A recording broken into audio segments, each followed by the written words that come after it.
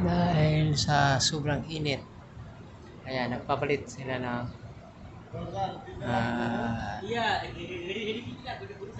mga ano, ng tubig para lumamig. Sobrang init. Ayan. Yung mga cooler yan, kung tawagin, cooler. Sobra kasing init, kaya nagpapalit.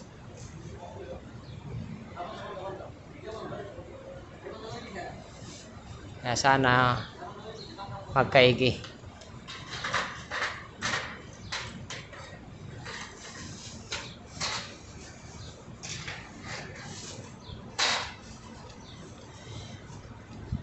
Cooler yan guys, parang kumbaga sa ano, electric fan, pero malamig lang yan.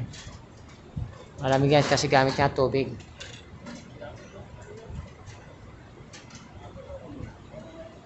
Mga blower, ayan. Ngayon nagliligpit na sila kasi uwian na rin. Ayan. Ito hindi pa nila natapos repairin. Ayan.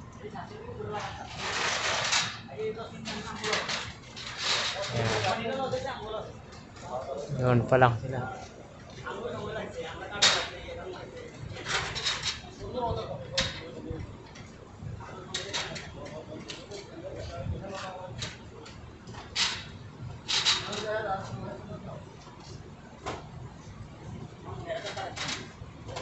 At ito na ay mga patapon.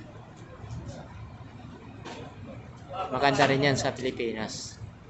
Kailangan yung mga appliances sira.